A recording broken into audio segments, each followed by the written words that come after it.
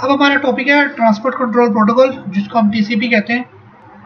जिस तरह मैं लेक्चर के स्टार्ट में ही आपको, जब हम ओएसए मॉडल पढ़ रहे थे, तो मैंने स्टार्ट में आपको बताया था कि टीसीपी और UDP one of the main protocols हैं जो कि इंटरनेट प्रोटोकॉल सूट का है। मतलब कि जो ओएसए मॉडल है उसके अंदर दो जो इंपॉर्टेंट प्रोटोकॉल्स हैं जो कि फोर्थ लेयर पे एग्जिस्ट करते हैं ट्रांसपोर्ट लेयर पे, वो है टीसीपी और यूडीपी। उसमें से एक को आज हम देखते हैं कि टीसीपी क्या होता है। टीसीपी से बनता है ट्रांसमिशन कंट्रोल प्रोटोकॉल, मतलब कि ऐसा प्रोटोकॉल जो कि ट्रांसमिशन को कंट्रोल करता है और इन केस ऑफ इश्यूज वो रीट्रांसमिट भी करता है। TCP provides reliable retransmission and error check delivery of a stream of octet। मतलब अगर दो कंप्यूटर्स हैं, फॉर एग्जांपल ए कंप्यूटर है और बी कंप्यूटर है, ए ने बी को डेटा भेजा, ठीक है। अब बी को डेटा कुछ नहीं मिला तो वो ए को बताएगा कि भाई मुझे डेटा नहीं मिला। वो किस तरह नहीं मिला, क्या मैकेनिज्म से, वो आगे जाके हम देखेंगे। अभी बस ये देखें कि एक बी को नहीं मिला तो ए उसको डेटा दोबारा सेंड करेगा। ये हो गया रिलायबल और रीट्रांसमिशन। और एरर चेक, ए जब भी डेटा बी को भेजेगा तो वो एरर चेक करके भेजेगा, बी जब भी उसको रिसीव करेगा तो एरर चेकिंग दोबारा करेगा। आप लोगों को मैंने स्टार्ट में बताया था कि जो ट्रैफिक जाती है वो बाइट्स की फॉर्म में जाती है फिजिकल लेयर के ऊपर। तो ये स्ट्रीम ऑफ बाइट्स होते हैं जो कि एक लेयर से दूसरी लेयर पर जाती है और आईपी के ऊपर कम्युनिकेट करते हैं। अब इसकी जो मेजर एप्लीकेशन है ना टीसीपी की, तो उनमें सबसे पहले हमारा www आता है जो कि वर्ल्ड वाइड वेब है, जिसको हम वर्ल्ड वाइड वेब कहते हैं। तो उसके बाद नेक्स्ट ईमेल अगर आप जो करते हैं वो आपका ट्रांसपोर्ट कंट्रोल प्रोटोकॉल है। उसमें आप इस तरह देख सकते हैं कि अगर आपकी ईमेल सेंटर को नहीं रिसीव हो रही तो आपके पास एक रिवर्ट बैक की ईमेल आ जाती है जिसमें आपको मेंशन किया जाता है कि भाई आपकी ईमेल सेंटर को नहीं पहुंची, रिसीवर को सॉरी, तो आप ईमेल दोबारा भेजिए। या कोई अगर उसका एरर हो ईमेल एड्रेस में तो आपको ईमेल वापस आ जाती है, तो वो ईमेल का था। और तीसरा आ गया file transport protocol FTP. FTP भी आपका टीसीपी के ऊपर कनेक्शन बनता है और उसके ऊपर चलता है। टीसीपी एक कनेक्शन ओरिएंटेड है, कनेक्शन लेस नहीं है। इसके अंदर एक पहले कनेक्शन बनता है, उसके बाद डेटा ट्रांसफर होता है। कैसे रहा होता है, ये आपके दो कंप्यूटर हैं ए और बी। पहली स्टेज में इनके दरमियान कनेक्शन बनेगा पॉइंट टू पॉइंट। वो कनेक्शन क्या अगली स्लाइड में हम देखेंगे। उस कनेक्शन के बाद A to B data send होगा या B to A data send होगा। आइए देखते हैं कनेक्शन क्या है, वो किस तरह बनता है। ये डिफरेंट टीसीपी के मैकेनिज्म्स हैं, जिसमें सबसे पहले हमारे पास आ जाता है three way handshake. Three way handshake का मतलब टीसीपी के अंदर यूज होता है ये। इसका मतलब ये होता है कि कंप्यूटर ए जो है वो कंप्यूटर बी के साथ पहले सेशन बनाएगा, उसके बाद वो डाटा शेयर करेंगे और तीसरे स्टेप पे सेशन को ब्रेक कर दिया जाएगा। पहले क्या होगा, पहले दोनों सिंक्रोनाइज करेंगे एक दूसरे के साथ, दूसरे स्टेप में ये लोग डाटा शेयर करेंगे और जो तीसरा स्टेप होता है उसमें जब डाटा शेयरिंग पूरी हो जाएगी, ये जो कनेक्शन बनाया हुआ है इन लोगों ने टीसीपी का, वो डिस्कनेक्ट कर देंगे।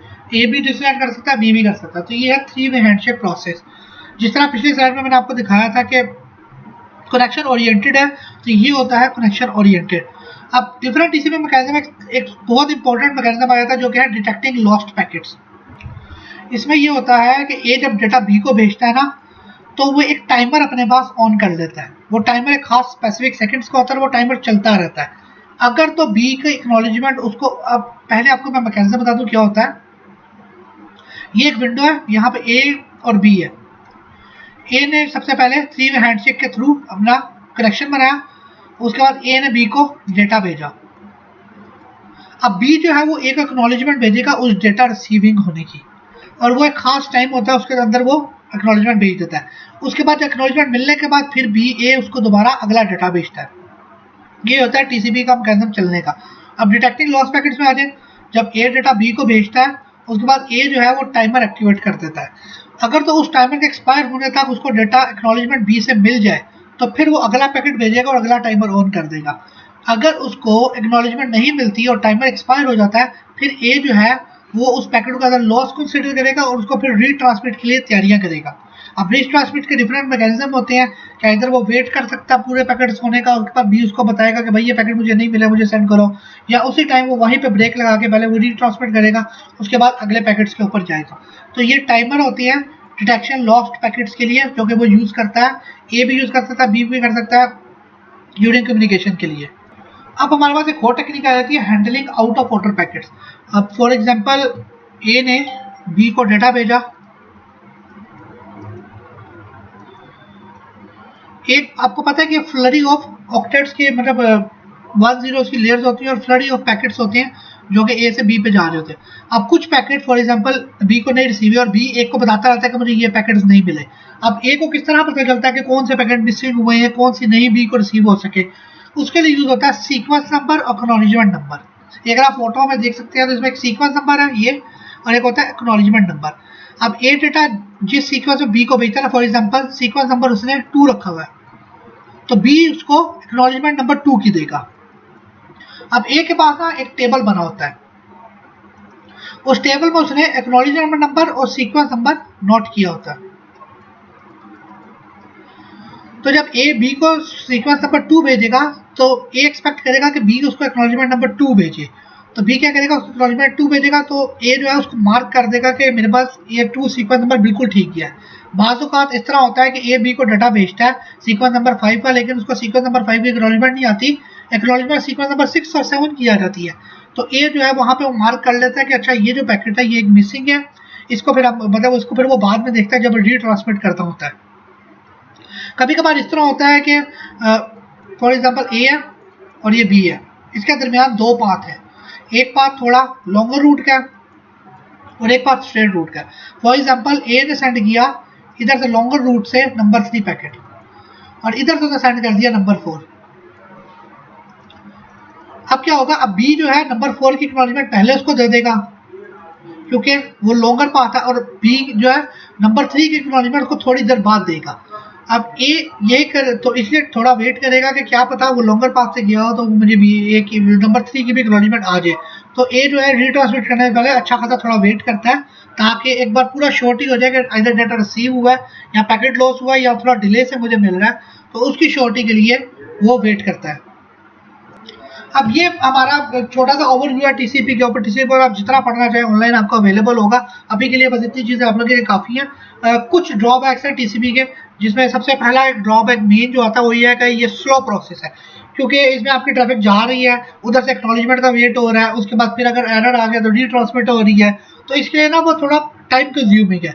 इसलिए जितनी भी टाइम कंज्यूमिंग एप्लीकेशन जो नहीं कर सकती, जो कि लाइव प्रोग्राम्स होती हैं, वो टाइम कंज्यूमिंग के ऊपर नहीं रह सकती, तो फिर वो टीसीपी को यूज़ नहीं करती। लेकिन जितनी भी कम्युनिकेशन है जो कि चाहती है कि हमारा कम्युनिकेशन रिलायबल हो, जिसमें एफटीपी है, वेब सर्विस है, ईमेल सर्विस है, तो ये सारी की सारी चाहती है कि हमारा जो सेशन बना हुआ वो रिलायबल हो, और अगर हमारा कोई पैकेट मिस हो रहा है तो हमें पैकेट फिर दोबारा मिले, तो सारी की सारी टीसीपी सर्विस यूज़ करती है, जिसको हम कहते हैं ट्रांसपोर्ट कंट्रोल प्रोटोकॉल। तो ये एक ओवरव्यू है टीसीपी का। अब आगे चलते हैं हम यूडीपी के ऊपर और देखते हैं यूडीपी क्या है। उसके बाद हमारा आता है यूडीपी, जिसको हम यूज़र डाटाग्राम प्रोटोकॉल कहते हैं। यूडीपी नॉन रिलायबल प्रोटोकॉल है, ये टीसीपी के साथ मिलकर चलता है और ये भी ट्रांसपोर्ट लेयर का प्रोटोकॉल है। जिस तरह मैं आपको बताता आ रहा हूँ कि ट्रांसपोर्ट लेयर के 2 इंपॉर्टेंट प्रोटोकॉल्स हैं, एक है टीसीपी और दूसरा यूडीपी। टीसीपी आपका और कनेक्शन ओरिएंटेड है और वो रिलायबल कम्युनिकेशन के लिए यूज़ होता है, लेकिन यूडीपी वहाँ पे यूज़ होता है जहाँ पे आपको रिलायबिलिटी की ज़रूरत ना हो। इसलिए यूडीपी के लिए यूडीपी की ट्रांसमिशन जो सबसे मशहूर है आप कह सकते हैं वो है ब्रॉडकास्टिंग। किसी भी चीज़ की अगर कोई ब्रॉडकास्टिंग हो रही है, कोई टीवी चैनल लाइव चल रहा है या कोई गेम शो लाइव चल रहा है या कोई स्पोर्ट्स लाइव चल रही है, तो वो यूडीपी के ऊपर चलती है। और इसकी एक खासियत ये है कि डीएनएस के जितने भी लुकअप्स हैं वो यूडीपी के थ्रू होते हैं। अब डीएनएस के लुकअप्स क्या है वो मैं आपको बताता हूँ। आपने अपने सिस्टम पे स्टार्ट में जाना है और फिर आपने लिखना है बस सीएमडी करेंगे, आप इस तरह की विंडो ओपन हो जाएगी। यहाँ पे आप जाके ना एनएस लुकअप करेंगे तो ये आपका डीएनएस का लुकअप टेबल खुल गया। अब यहाँ पे आप जितना भी जो भी एड्रेस लिखेंगे ना तो आपको आईपी मिल जाएगा। अगर आप आईपी मिलेंगे तो उसका आपका एड्रेस मिल जाएगा। तो ये जितने भी लुकअप्स होते हैं जो कि डीएनएस क्यूरीज होती हैं, जिसको हम डीएनएस क्यूरीज कहते हैं, ये सारी की सारी हम थ्रू यूडीपी करते हैं। ये आगे जाकर लेक्चर में जब हम डीएनएस पढ़ेंगे तो उसमें आपको डिटेल से मैं चीज़ें समझा दूंगा सारी। यूडीपी जो है वो सिंपल है बट फास्ट है, लेकिन रिलायबल नहीं है और उसके अंदर रीट्रांसमिशन का फीचर नहीं होता। यूडीपी का एक सबसे बड़ा ड्रॉबैक ये है कि अगर कोई पैकेट लॉस्ट हो गया तो वो लॉस्ट हो गया, और कम्युनिकेशन में मसला आ गया तो आ गया, उसको रीट्रांसमिट यूडीपी नहीं करता। इसलिए जब भी आपने लाइव कम्युनिकेशन देखा हो या लाइव ब्रॉडकास्टिंग दे रहे हो तो उसमें ग्लिचेस आ जाती हैं, तो वो ग्लिचेस जो है वो फिर रीट्रांसमिट नहीं होते। नेक्स्ट जो आपका प्रोग्राम जब सही चल रहा होता है वो लाइव नेटवर्क में ही वापस आता है। यूडीपी की खासियत क्या है, इसके अंदर चेकसम की कैपेबिलिटी होती है, मतलब ये एरर्स देख सकता है लेकिन एरर्स को डिटेक्ट करता है लेकिन उसको रिमूव नहीं करता। उसको रिमूव करने के लिए आपको एप्लीकेशन लेयर पे कुछ प्रोटोकॉल चलाने पड़ते हैं, कुछ एप्लीकेशन चलानी पड़ती हैं जो कि वो एरर्स को रिमूव कर देती हैं। ये सूटेबल है रियल टाइम और हाई परफॉर्मेंस एप्लीकेशंस के लिए, जो कि मैं आपको ऑलरेडी बता चुका हूँ कि जिस तरह आपका कोई मैच चल रहा है, लाइव क्रिकेट मैच चल रहा है, कोई फुटबॉल मैच लाइव चल रहा है, तो वो यूडीपी के थ्रू ब्रॉडकास्टिंग हो रही है। अगर क्रिकेट मैच में कोई मसला आ जाए, कोई बीच में ब्रेक आ जाए, तो वो यूडीपी जो है उसको रीट्रांसमिट नहीं करता, आपको वो हिस्सा नहीं दिखाता जो आपका मिस हो गया, बल्कि लाइव दोबारा लाइव ही आपको दिखा रहा होता है। ये ढूंढ तो लेता है कि मसला किधर है और क्या मसला है, लेकिन ये उसको रिजॉल्व नहीं करता। इसके अंदर एरर डिटेक्शन की टेक्निक होती है, लेकिन एरर करेक्शन की या वेरिफिकेशन की नहीं होती।